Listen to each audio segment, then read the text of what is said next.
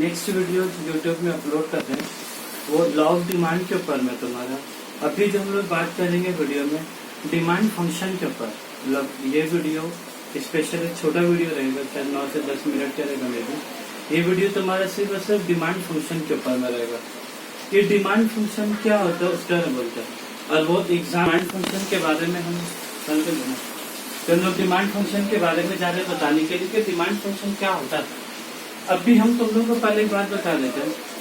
अभी जब हम लॉ ऑफ डिमांड पढ़ा था और डिमांड फंक्शन में क्या अंतर है वो एग्जाम में आता है। What is the difference between law of demand and the demand function, एक एग्जाम में क्वेश्चन आता है। लॉ ऑफ डिमांड में क्या है कि the quantity demanded is only increase and decrease by the change in price. Quantity demanded बढ़ेगा और घटेगा उसके प्राइस के वजह से, and the other determinant remain constant. ये बात है, इनकम के वजह से कोई क्वांटिटी में चेंजेस नहीं आएगा, टेस्ट एंड प्रेफरेंस के वजह से कोई क्वांटिटी में चेंजेस नहीं। ये कौन कहता है? ये लॉ ऑफ डिमांड कहता है। और डिमांड फंक्शन क्या कहता है? डिमांड में किसी भी कमोडिटी का डिमांड में चेंजेस होगा, changes by the price, changes by the income of the consumer, changes by the price of its related commodity, changes by the taste and preference of the consumer, government policy, सब कुछ के बारे में। मतलब demand function में यहाँ पर demand change होगा bye changing all the determinant, bye changing all the determinant. जैसे बोले का मतलब क्या हुआ? प्राइस में भी चेंजेस होगा, इनकम में भी चेंजेस होगा, गवर्नमेंट पॉलिसी में चेंजेस होगा। जब इस चीज का डिमांड में चेंजेस होगा, सारा चीज को मिला के, जब इस डिमांड में चेंजेस होगा सारा चीज को मिला के, प्राइस भी मिला के, गवर्नमेंट पर जहाँ सब चीज को मिला के चेंजेस होगा, उसको तुम्हारा क्या बोलते हैं हम लोग? Demand function. अभी भी अगर ठीक से क्लियर नहीं हुआ तब भी नीचे में एक डायग्राम छोटा मोटा बनाएंगे, तो डायग्राम बनाकर उसको हम क्लियर करेंगे, ठीक है। हम दिखा देते हैं यहाँ पर ये जैसा डायग्राम है, quantity demanded of A quantity demanded of A commodity. ये जो चेंजेस होगा, quantity demanded of A commodity जो चेंजेस होगा, ये चेंजेस होगा मेरा किसके कारण? ये चेंजेस होगा मेरा प्राइस के कारण, ये चेंजेस होगा मेरा इनकम के कारण, ये चेंजेस होगा मेरा प्राइस ऑफ रिलेटेड गुड्स के कारण। ये क्वांटिटी में चेंजेस होगा, ये क्वांटिटी में चेंजेस होगा तुम्हारा, ये क्वांटिटी में चेंजेस होगा taste and preference of consumer के कारण। ये क्वांटिटी में चेंजेस होगा, ये क्वांटिटी में चेंजेस होगा तुम्हारा गवर्नमेंट पॉलिसी के कारण। मतलब जब मेरा क्वांटिटी में चेंज होगा, क्या सिर्फ प्राइस के वजह से कि सबकी वजह से? जब मेरा क्वांटिटी में चेंज होगा सबकी वजह से। तो इन शॉर्ट हम ये कह सकते हैं, इन शॉर्ट ये वाला जो चीज है, ये वाला जो मेरा बॉक्स वाला चीज है, इन शॉर्ट हम ये बोल सकते हैं जब मेरा क्वांटिटी में चेंजेस होगा bye changing all the determinants of demand.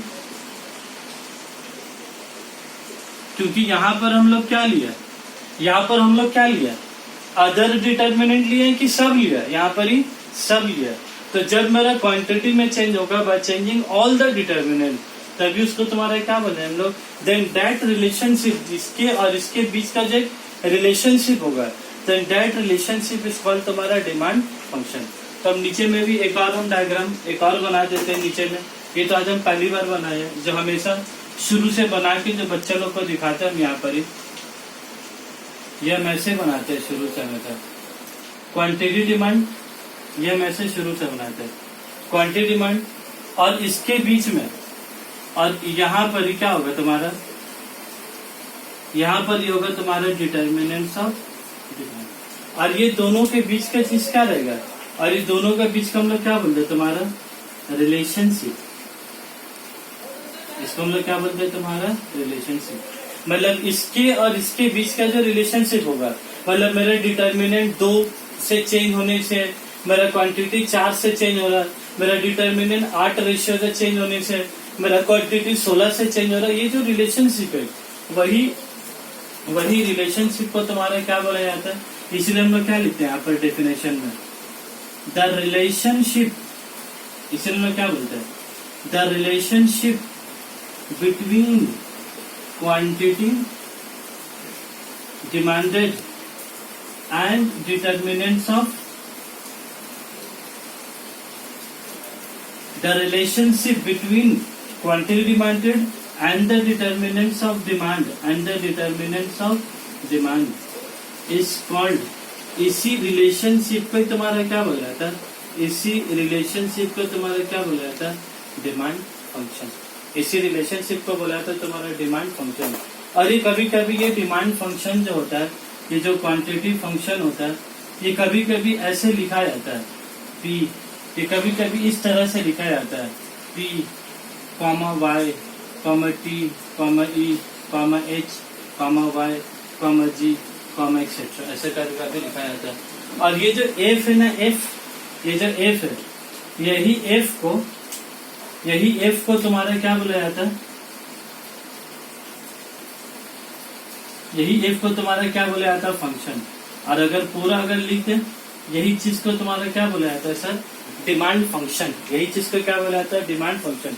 The relationship, वही तो क्या रहता है sir, the relationship between determinants of demand, between determinants of demand and the quantity demanded is called demand function. अब सवाल है कि सर ये पी क्या लिखे आप, ये वाई क्यू क्या लिखे, ये टी क्या लिखे, तो ऊपर एक बार दिखा दो, ये क्या लिखे ऊपर में एक बार। तो ये जो डिमांड फंक्शन है, ये पी से तुम्हारा क्या हो गया, प्राइस ऑफ द कमोडिटी। ये वाई से क्या हो गया, इनकम लेवल ऑफ कंज्यूमर्स हो गया। ये टी से क्या हो गया, taste and preference of consumer हो गया। ये ई से क्या हो गया, एक्सपेक्टेशंस ऑफ कंज्यूमर हो गया। एच से साइज ऑफ पॉपुलेशन हो गया। वाई से डिस्ट्रीब्यूशन ऑफ इनकम हो गया। और जी से क्या हो गया, गवर्नमेंट पॉलिसी। अब ध्यान से को देखोगे तो एच से क्या लिखा है, साइज ऑफ पॉपुलेशन। एच तो दूर दूर तक क्या है नहीं, फिर भी एब्रिविएशन में क्या है, एच। इसलिए बोल देते हैं कि जो हम लिखा है ना, पी कॉमा आई comma G comma H comma Y, ये तुम कुछ भी लिख सकते हो। एक बुक है फ्रैंक रोज, उसमें क्या है तुम्हारा, ऐसा एब्रिविएशन है। कोई अगर वेस्ट बंगाल बोर्ड में एक बोर्ड लोग ज्यादा सर्कल बुक होता है, वहां तुम खोलोगे, उसमें लिखा होता है P comma Q comma R comma S comma T comma etcetera, ऐसे लिखा होता है। तो क्या तुम एच आई जी लिख दोगे तो गलत हो जाएगा।